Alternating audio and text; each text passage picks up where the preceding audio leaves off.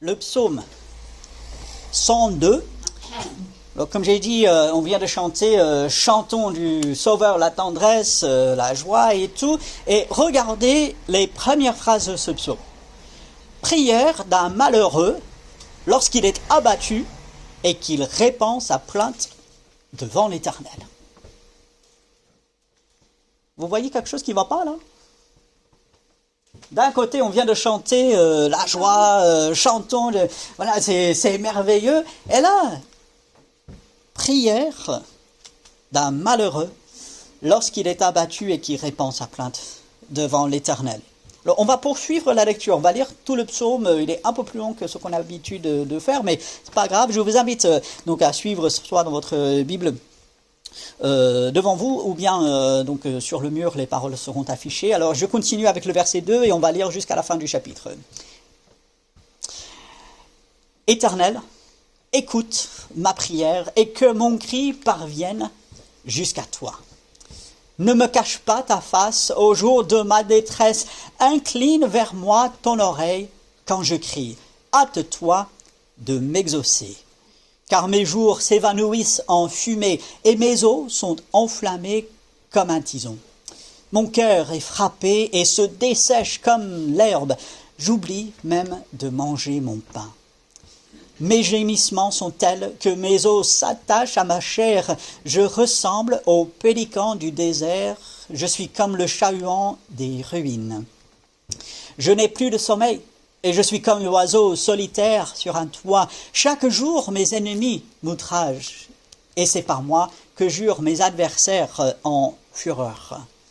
Je mange la poussière au lieu de pain, et je mêle des larmes à ma boisson.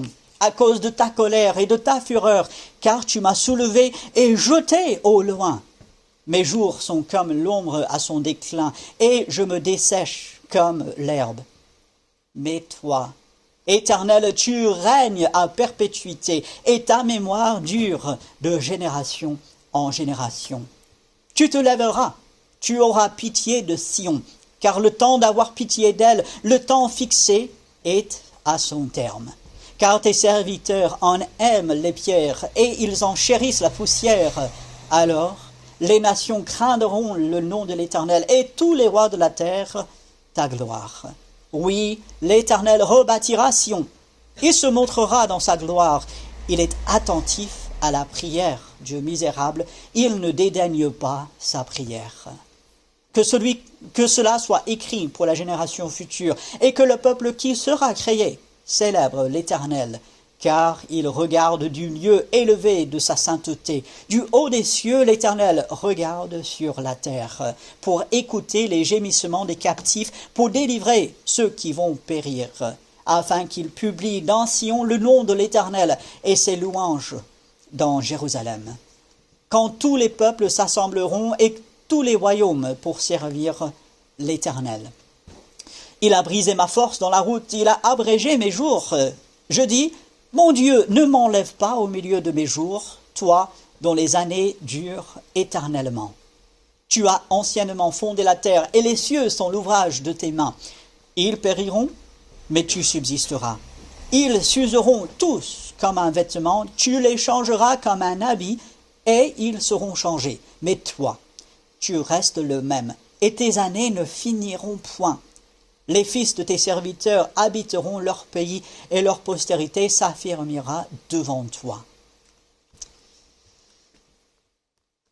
Voilà, que Dieu bénisse sa parole et on va prendre quelques minutes pour examiner ces différents versets.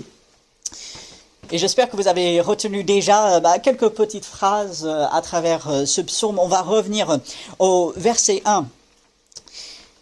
Et du coup, on est peut-être étonné, on arrive à ce psaume, surtout comme j'ai dit, après des chants, peut-être après un moment, comme on dit, sur la montagne, un beau moment, et puis on tombe sur un psaume comme celui-ci, on préfère être encouragé, on préfère lire le psaume 23, l'Éternel est mon berger, on préfère lire le psaume 100, louer l'Éternel, et là, prière d'un malheureux, aïe, ouais.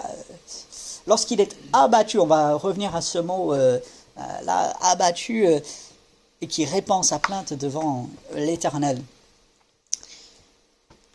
J'aimerais dire ici, si jamais vous avez entendu quelqu'un dire qu'il est impossible pour un chrétien de déprimer, dites-vous que c'est faux. Et si quelqu'un vous le dit, envoyez-leur à ce passage. Okay. Et il y en a d'autres qu'on pourrait prendre. Mais on comprend ici que le psalmiste, alors on ne sait pas exactement qui c'est. Certains pensent peut-être Daniel qui l'aurait écrit. Peut-être. Alors certains disent Jérémie, il y a d'autres personnes qu'on peut avancer comme l'auteur de ce psaume. L'auteur, c'est le Saint-Esprit finalement. C'est Dieu qui a dirigé quelqu'un à écrire et c'est ça le plus important. C'est ça qu'il faut retenir. Et de voir que ce psaume, il reflète l'expérience de notre vie, n'est-ce pas? Parce que il est possible que par moments on soit vraiment au fond. Et on a le sentiment de ressembler à ce premier verset, prière d'un malheureux. Ça vous est déjà arrivé de vous dire, il n'y a plus rien qui va.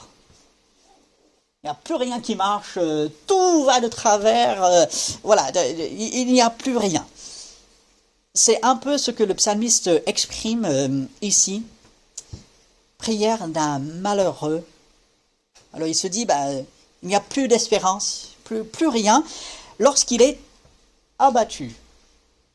Et là, souvent, on pense, voilà, il est en bas, abattu, on est par terre. Et l'idée, c'est dépasser. Là, on n'en peut plus, on est au bout, plus rien ne pourra se passer de bon. Tout est noir, et voilà. Et on va répandre sa plainte. Alors, en tant qu'être humain, c'est pas simplement les Français, bien que les Français, eux, ils savent bien le faire, mais l'être humain, il sait très facilement et très bien se plaindre. Moi, le premier à le dire, je peux me plaindre, chacun, je pense, peut faire cette expérience, on se plaigne.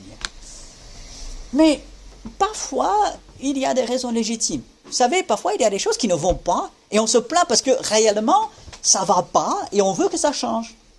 Non, mais c'est pas possible que les choses se passent comme ça, je veux que ce soit autrement, et donc je me plains. Et c'est pas toujours sans raison.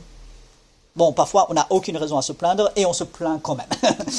Mais bon, parfois, c'est presque, alors attention, comprenez-moi bien, c'est presque pas légitime, mais voilà, on se plaigne parce que ça va pas. Et ici, le psalmiste, il est malheureux, il a ce sentiment en lui, il est abattu, il se plaigne. Et là, soyons honnêtes, entre nous, on se voit soi-même. C'est comme un miroir, là, n'est-ce pas? On se dit, ah, ouais, c'est parfois moi. Pas toujours, merci Seigneur. Là, on a le beau soleil qui est là, on est à la fin des vacances, mais voilà, on a encore de bons moments qui nous attendent. Mais bon, on se reconnaît quand même un peu ici. Et je veux relever dans ce premier verset deux choses. Premier mot de ce verset.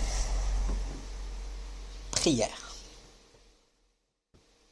Il ne va pas dire à l'un ou à l'autre, bien que nous pouvons partager nos soucis et nos fardeaux avec les autres pour qu'eux ils prient avec nous, bien sûr. Mais ici, prière. Et la prière, c'est quoi? C'est parler avec Dieu. Et au moment où vous vous sentez peut-être malheureux, au moment où vous êtes dépassé, vous êtes abattu, au moment où peut-être vous vous plaignez, de parler à Dieu. Parce que prière.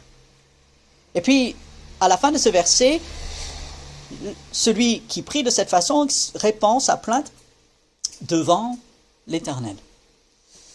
Non pas sur les réseaux sociaux, non pas pour susciter les plaintes des autres, non pas pour chercher des gens pour se mettre dans le malheur avec nous. Non, je répands ma plainte devant Dieu.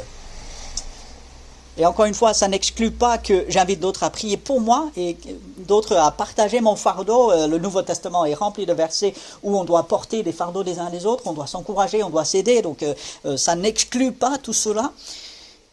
Mais ici, le psalmiste, il va auprès de Dieu. Et vous allez dire, mais Robert, ça on le sait.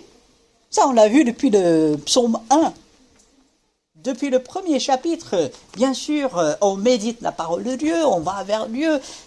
C'est pas nouveau, ça. Moi, je le sais. Oui, mais soyons honnêtes. Posons-nous la question, est-ce que c'est ce que nous faisons à chaque fois? Peut-être pas. Et même si nous le faisons, est-ce que nous persévérons? Parce que c'est souvent là où ça lâche un peu. On prie un peu, on va vers Dieu, on lui expose certaines choses, et puis on passe à autre chose. Et ici, cette prière devant Dieu, bon, elle n'est pas très, très longue, mais elle ne dure pas 15-30 secondes non plus. Je reste dans la présence de Dieu, dans la prière, parce que ça ne va pas. Et je m'adresse à Dieu, dans un sens, je me plains à Dieu. Je lui dis ce que j'ai sur le cœur, il le sait de toutes les façons. Je ne lui apprends rien, je ne peux pas le choquer, lui il n'est pas surpris avec les plaintes que moi je vais lui adresser. Prière d'un malheureux lorsqu'il est abattu et qui répand sa plainte devant l'Éternel. Et puis il continue de s'adresser à Dieu. Verset 2. Éternel, écoute ma prière. Alors depuis le début de cette série dans les psaumes, on a vu ceci plusieurs fois. On appelle Dieu à écouter. Alors ne voyez pas dans cela que Dieu serait sourd, qu'il serait indifférent, qu'il serait tellement occupé avec autre chose qu'en fait il n'écoute pas. Et qu'on doit lui rappeler d'écouter. Vous savez, les enfants, souvent on a besoin de faire ça. Écoute, écoute. Non mais j'ai besoin de votre attention, alors écoute, n'est-ce pas? Dieu, il n'a pas besoin qu'on le rappelle d'écouter parce qu'il serait un peu distrait à droite et à gauche. Non. Quand on voit cette parole ici, en fait, c'est appeler Dieu à être ce qu'il est finalement. C'est de dire, Dieu, écoute, j'ai peut-être le sentiment que tu n'écoutes pas, je sais que tu écoutes, mais voilà, écoute. Il n'y a aucun manque chez Dieu, mais on exprime en fait ce que nous ressentons. Et que mon cri parvienne jusqu'à toi. Alors, ce qui est formidable, c'est que nos prières n'ont pas besoin de notre voix, même on va dire de nos pensées, pour arriver vers Dieu. C'est pas comme si on peut pousser nos prières vers Dieu quelque part. En fait, en tant qu'enfant de Dieu, qu'est-ce qui se passe? On prie, et c'est le Saint-Esprit qui intercède pour nous. Et donc, nos prières arrivent devant Dieu. Et nous pouvons associer le psaume 91, je pense, ou 139, j'oublie, je confonds toujours les deux, où avant que même on dise quelque chose, Dieu le sait déjà. Dieu, il est au courant, et il veut entendre nos prières, et il les entend, et nos cris, même des cris au sein de la douleur, au sein du deuil, au sein de l'incompréhension, des cris au sein de la colère aussi. Dieu entend et il va recevoir. Éternel, écoute ma prière. Ne croyez pas que Dieu va être fâché avec vous si vous lui rappelez ce qu'il a déjà promis de faire. Dieu ne sera pas fâché. Dieu ne se fâche pas avec ses enfants. Dieu les corrige, bien sûr. Dieu est triste lorsqu'ils ne se comportent pas bien. Mais Dieu ne sera jamais dur avec ses enfants. Ne me cache pas ta face au jour de ma détresse. C'est extrêmement personnel ici. Le psalmiste, il est dans la douleur, il est dans la détresse. Les choses ne vont pas. Ne me cache pas ta face au jour de ma détresse. Incline vers moi ton oreille quand je crie. Hâte-toi de m'exaucer.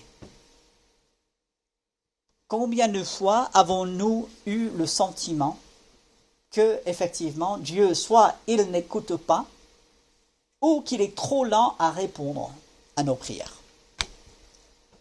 Combien de fois? Je pense peut-être tous, on pourrait donner des exemples. J'ai prié, pas une seule fois, pas deux fois, mais j'ai prié, j'ai attendu, et Dieu ne semble pas écouter, ne semble pas vouloir répondre. Et à ce moment-là, on partage le sentiment de ce psalmiste, et quelque part, c'est une bonne chose. Pourquoi? Parce que Dieu va intervenir pour ce psalmiste.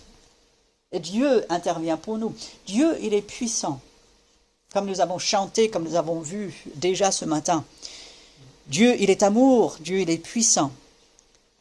Ne me cache pas ta face au jour de ma détresse. Dieu, fais quelque chose. Agis. Et n'ayez pas peur, n'ayez pas honte d'exprimer cela à Dieu. Dieu, il veut l'entendre. Et puis, ne soyons pas durs avec nous-mêmes. Si nous avons ces sentiments, et si on a le sentiment qu'on n'en peut plus, parce que c'est le sentiment qu'exprime le psalmiste ici. Regardez le verset 4. Je ne sais pas si ces paroles vous ont un peu choqué, alors qu'on les a lues tout à l'heure. « Car mes jours s'évanouissent en fumée. » Je ne pouvais pas m'empêcher de penser à Jacques, chapitre 4. Qu'est-ce que notre vie? Notre vie est une vapeur. Ça paraît pour un peu de temps, et puis ça disparaît. Si on n'a jamais fait bouillir de l'eau, vous savez, il y a la fumée au-dessus. Dès qu'on éteigne, là ça part. Ça ne reste pas. C'est là juste quelques instants, et puis après ça part. Mes jours s'évanouissent en fumée. La fumée, c'est quoi? Ça dérange. Ça pique les yeux, ça pique le nez. La fumée, on n'aime pas. Ça ne sert pas à grand-chose. Et c'est un peu le sentiment du psalmiste. Sa vie, ça ne sert pas à grand-chose, et de toutes les façons, ça va finir très bientôt. Alors, à quoi bon? Et puis, il va dire, mes os sont enflammés comme un tison. Alors, c'est peut-être pas imagé ici, peut-être il avait vraiment des problèmes dans les os, qui faisaient que, ça brûlait. Donc, c'est la sensation de brûler. Et ici, peut-être c'est juste imagé, mais quoi qu'il en soit, le psalmiste, il souffre. Il souffre dans son âme, il souffre dans son corps, et il dit, mais c'est assez. Est-ce que j'ai pas assez souffert? Et nous pouvons être comme cela. Il va continuer, il va dire, mon cœur est frappé et se dessèche. Alors, il ne parle pas de son cœur physique, il parle de de ce qu'il est intérieurement. En fait, il est tout vide, tout sec à l'intérieur. Et malheureusement, certaines personnes vont voir ces versets et vont dire, c'est de sa faute. Il aurait dû aller vers Dieu plus tôt.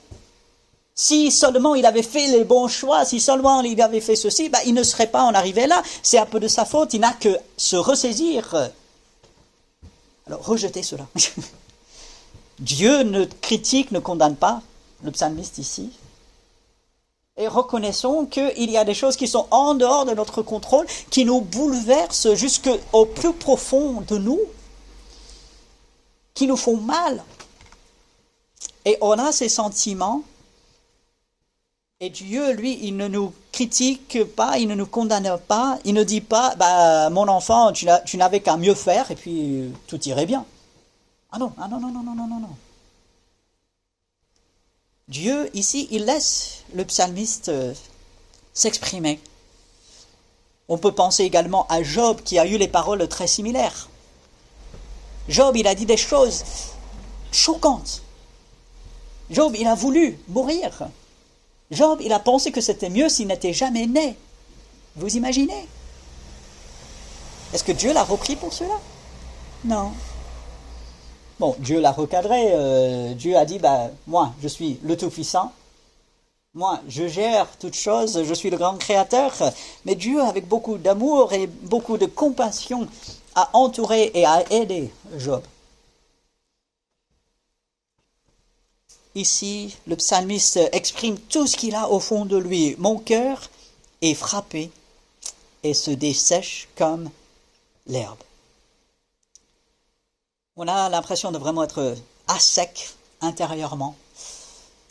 Et quand on est à sec intérieurement, on n'avance pas. C'est comme la voiture. Vous ne mettez pas d'essence dans votre voiture, qu'est-ce qui arrive? La voiture reste sur place.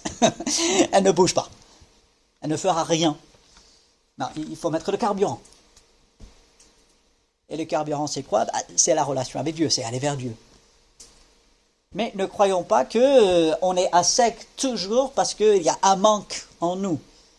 Non, parfois, il y a des circonstances qui arrivent. Et puis, ça nous tombe dessus. Parfois, c'est dû à nos mauvais choix, mais pas toujours. Mais lorsque nous avons ce sentiment d'être à sec, allons vers Dieu. Ressourçons-nous en Dieu. Mais reconnaissons quand même que c'est pas évident par moment. C'est très dur. Et c'était aussi dur pour le psalmiste. Regardez la phrase suivante. J'oublie même de manger mon pain. J'oublie même de manger, de prendre soin de mon corps. Je vais tellement mal à l'intérieur que j'oublie en fait de prendre soin de ce corps que Dieu m'a donné. Alors, il oublie de manger probablement pour deux raisons. La première, c'est qu'il n'avait pas trop faim. Et peut-être que vous avez expérimenté cela. Vous allez tellement mal, manger, vous dites, on remet ça, j'ai même pas envie de manger. Ou bien, il était tellement préoccupé avec ses soucis qu'il pensait même pas à manger. Les soucis lui tournaient tellement dans la tête et lui faisaient tellement mal qu'il ne voulait même pas manger. J'oublie même de manger mon pain. Et bien sûr, le résultat au verset 6, mes gémissements sont tels que mes os s'attachent à ma chair. En fait, son corps commence un peu à le lâcher. Il perd du poids. Vous pouvez résumer cela dans ça. Il perd du poids. Son corps va mal. Et moi, en lisant ces versets, je me suis dit, mais il n'y avait pas quelqu'un autour de lui qui pouvait l'encourager, qui a vu ces choses, parce que quand même, ça se voit. Quand quelqu'un est dans cet état-là, ça se voit. Il n'y a pas quelqu'un qui aurait pu l'aider. Peut-être des gens, ils ont essayé, on ne sait pas, là, je suppose. Là. Mais il y a eu des effets physiques. Il allait tellement mal à l'intérieur que ça s'est exprimé à l'extérieur. Mes os s'attachent à ma chair.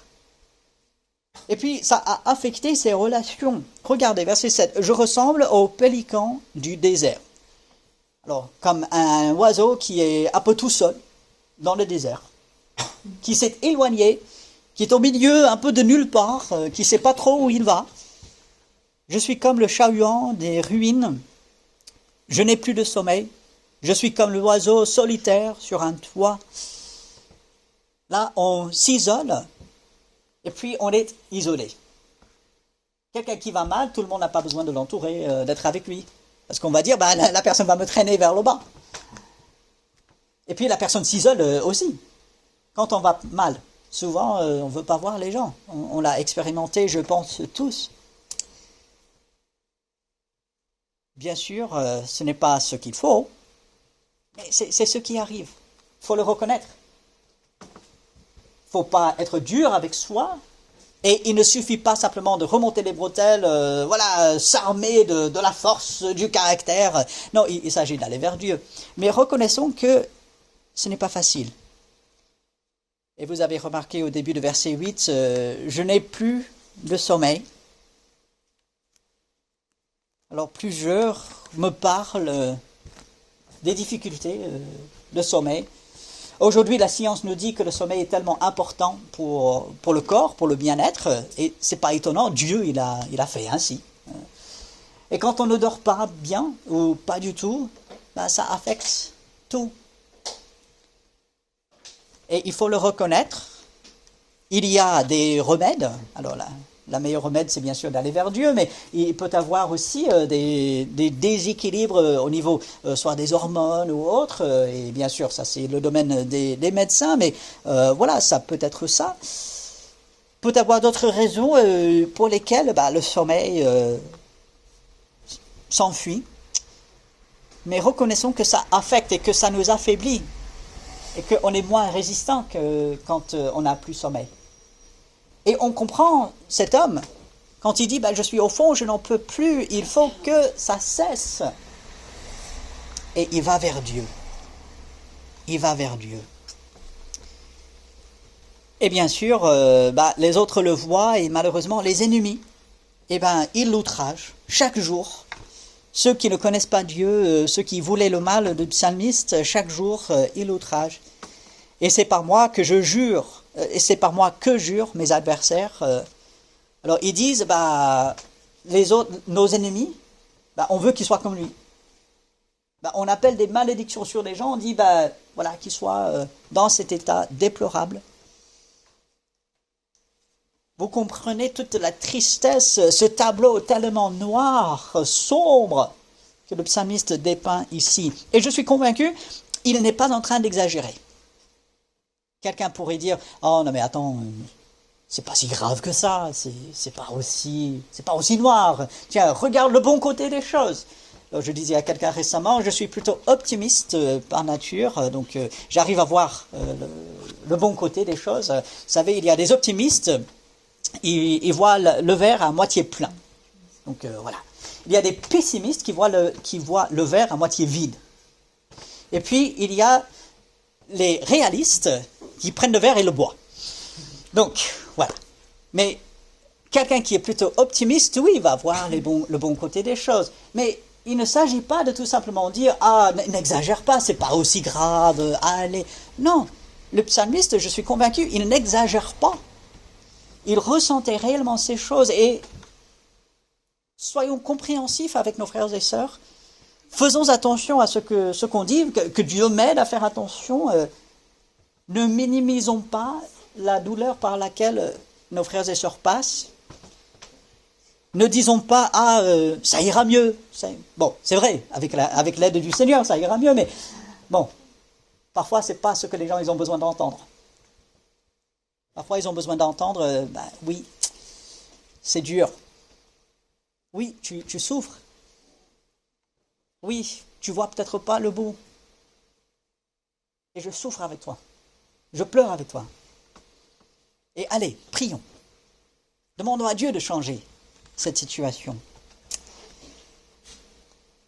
Verset 10, il continue sa description de son état. Je mange la poussière. Alors, vous pouvez mettre entre parenthèses à côté la cendre. Alors, c'est pas juste la poussière.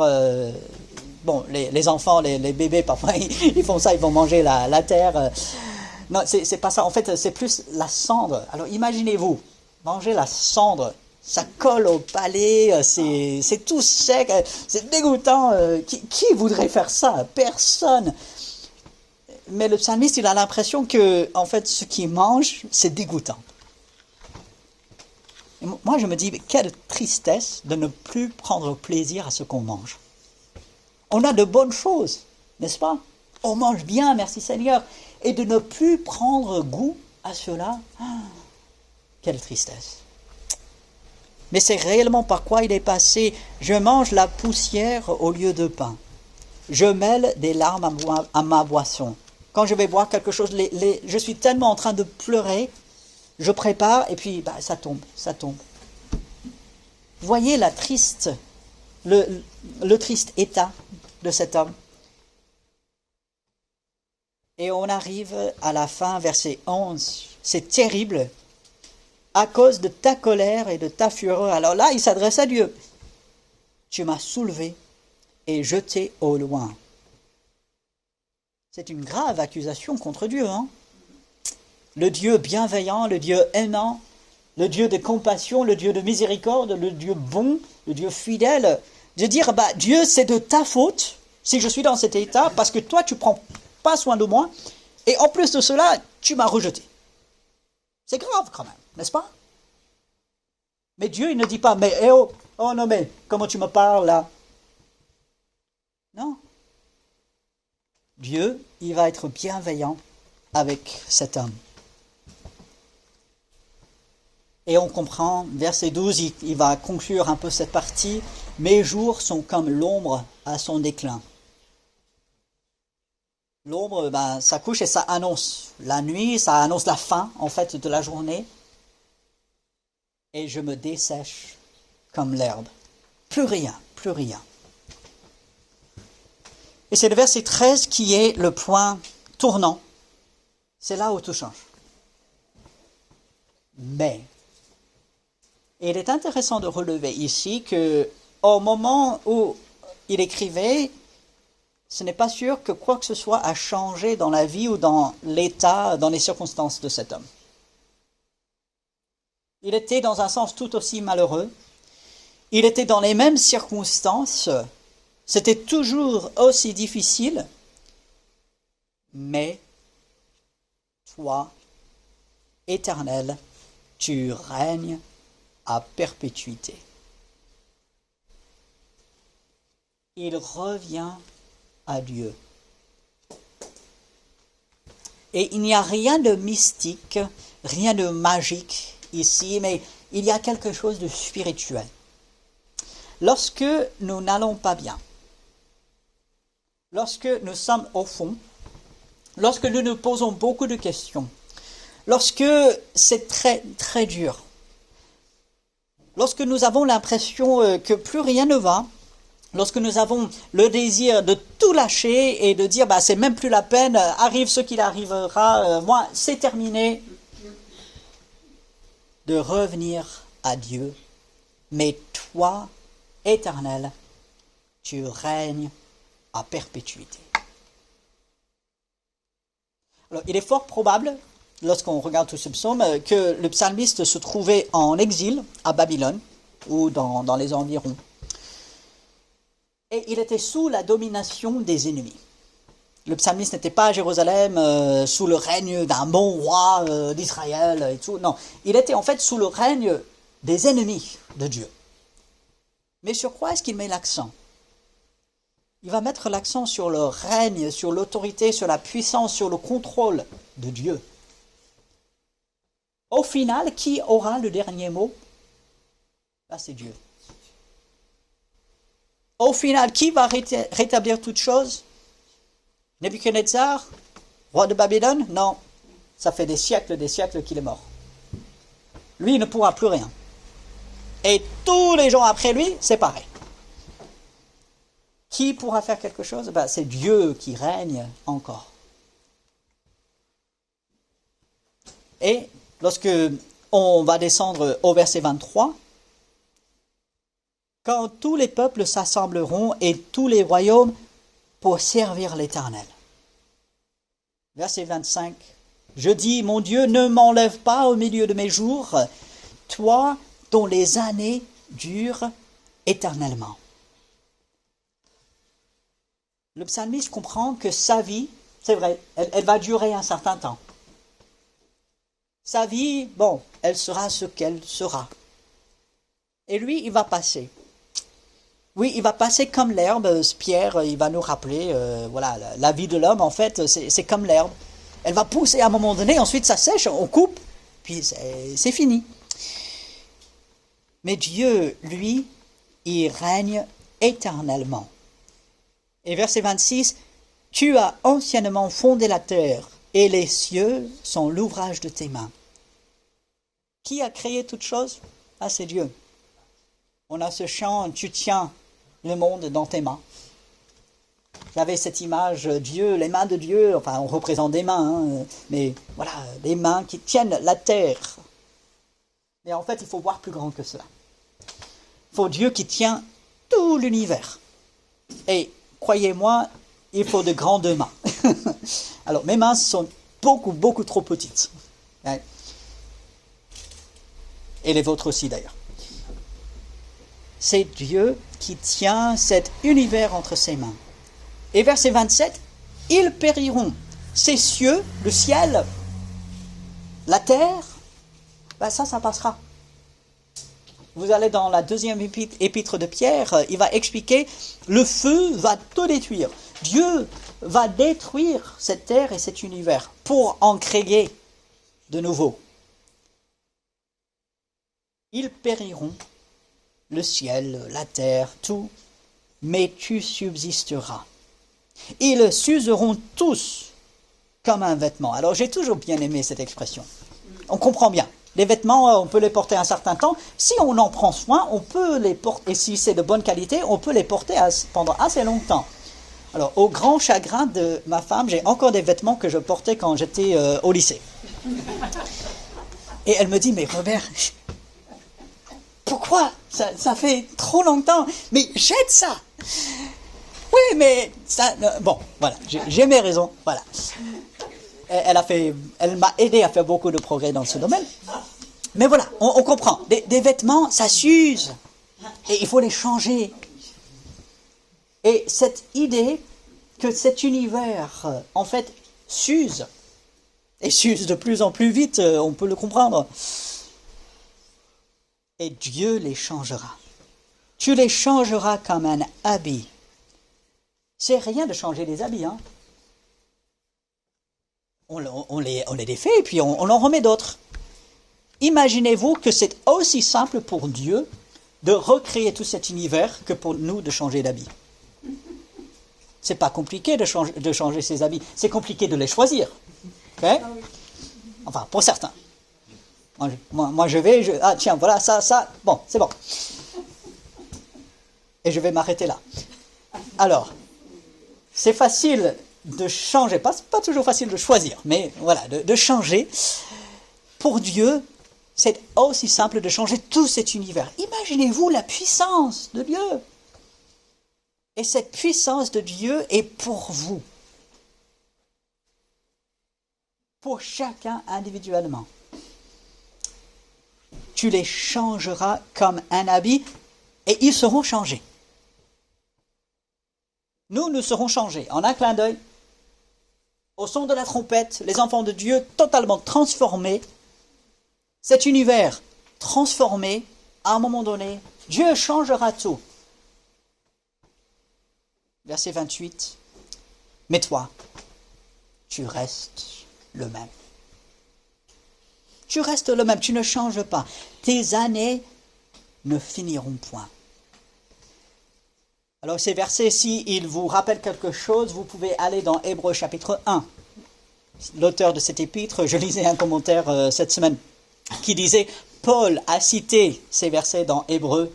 Alors on ne sait pas si c'est Paul qui a écrit l'épître aux Hébreux, mais l'auteur de l'épître aux Hébreux va citer ces versets, donc 26, 27 et 28 au chapitre 1.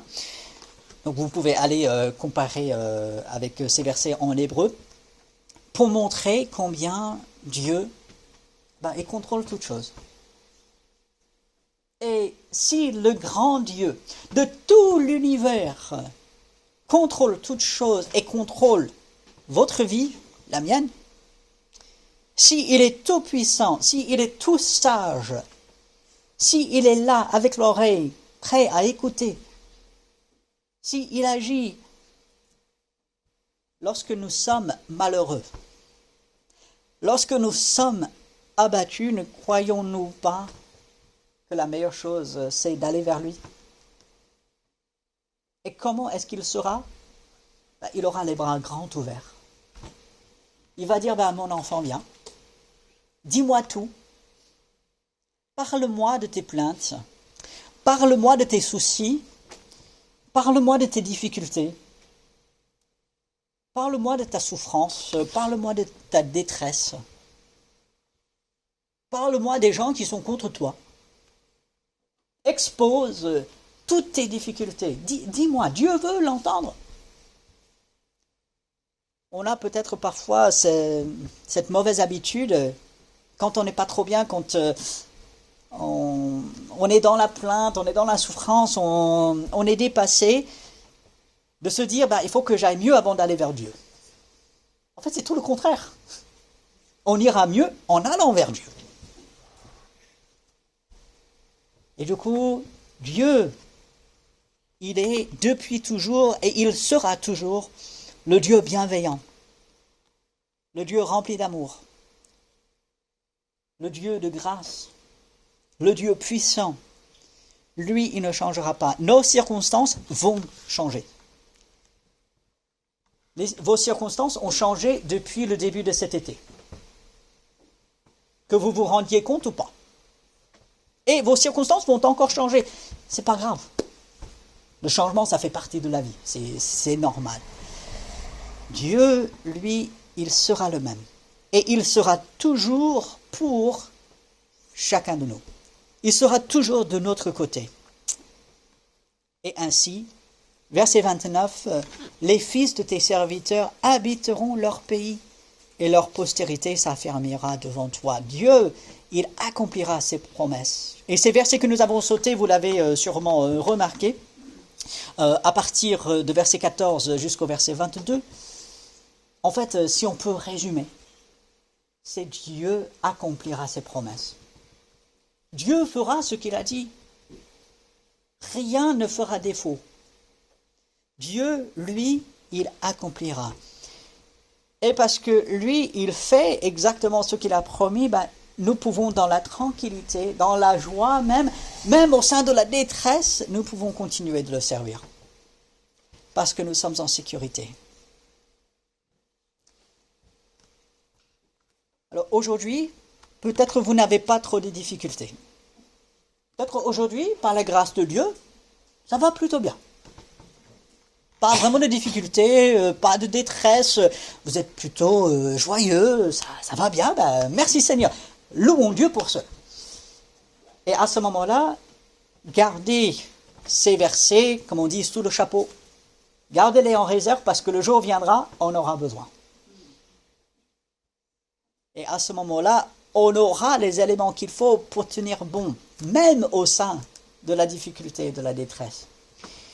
Et si aujourd'hui on est dans la détresse, si aujourd'hui on est, comme ce premier verset, malheureux, dans la détresse, on répand sa plainte, sachez qu'on est en bonne compagnie. Et que comme Dieu a soutenu et il a pourvu pour cet homme, il le fera pour nous. Dieu est à l'œuvre. Il faut en être convaincu. Et il est à l'œuvre dans la vie de chacun d'entre nous, sans exception. Alors, allons vers lui. Ne laissons pas la détresse, ne laissons pas des situations difficiles, ne laissons pas même nos mauvais choix, nos manquements, nous empêcher d'aller vers Dieu. Et au sein de notre détresse, au sein de notre malheur peut-être, prier vers Dieu, répandre cela vers Dieu. Et comme le psalmiste ici, à avoir ce point tournant, mais toi, Éternel, tu règnes à jamais. Ton règne est un règne éternel. Et ainsi, je reprends les paroles de verset 13, ta mémoire dure de génération en génération. Moi, je peux participer à la transmission de la mémoire de Dieu. Je peux parler de tout ce que Dieu, lui, il fait. Et je le fais pour moi. Je le fais pour ceux qui m'entourent. Je le fais pour ceux qui vont venir après même. Pour que le nom de Dieu continue d'être proclamé. Et moi, je peux participer à cela. Je n'ai pas besoin forcément d'aller bien. Donc, quelle que soit ma position, je peux me tourner vers Dieu et aller vers lui, trouver l'aide dont j'ai besoin, et Dieu sera glorifié et il agira pour moi. Ce n'est pas toujours simple. On a besoin de l'aide de Dieu, mais on va vers lui. Et c'est toujours le meilleur choix, c'est toujours ce qu'il faut. Et nous allons voir Dieu agir. Alors, prenons ces quelques instants à la fin, comme nous avons l'habitude de faire, quelques instants dans le silence, quelques instants pour demander l'aide de Dieu. C'est pas toujours simple, mais Dieu veut nous aider, il nous aidera. Il a préparé son aide et ainsi, on va prendre quelques instants dans le silence pour demander son aide et après quelques instants, je prierai pour terminer cette partie. Notre grand Dieu, nous sommes devant toi et nous demandons ton aide aujourd'hui en ce moment même pour pouvoir même venir devant toi et de te faire confiance, de faire ce que tu as pour nous, Seigneur. Nous demandons à ce que tu nous relèves. Nous demandons à ce que tu interviennes de manière puissante dans notre vie. Nous demandons ton aide pour tenir bon. Tu vois les difficultés par lesquelles nous passons. Aide-nous à tenir bon. Aide-nous à regarder vers toi. Aide-nous à nous rappeler ton amour, ta compassion, ton accueil bienveillant à chaque fois que nous venons vers toi. Fortifie-nous, Seigneur, aide-nous, rappelle-nous ces choses, nous en avons besoin. Jour après jour, que tu rappelles ta parole à notre esprit. Fais-nous du bien par cette parole aujourd'hui et pendant chaque jour de cette semaine. Nous nous en remettons à toi, Seigneur, nous faisons appel à ton aide. Et nous savons que tu le feras, Seigneur. Tu es un Dieu bon, bienveillant, compatissant. Et ainsi, en avance, nous te disons merci parce que tu le feras. En ton nom. Amen. Je vous laisse avec ce dernier verset dans le livre de Jérémie, chapitre 17, verset 7. « Béni soit l'homme qui se confie dans l'Éternel, et dont l'Éternel est l'espérance. » Ça peut être chacun d'entre nous, hommes, femmes, jeunes, moins jeunes. Nous sommes bénis lorsque nous nous confions en Dieu, et voilà, c'est ma prière pour chacun d'entre nous. Alors que Dieu bénisse chacun, qu'il accorde un dimanche, une semaine bénie. Alors saluez-vous les uns les autres, allez avec la paix de Dieu.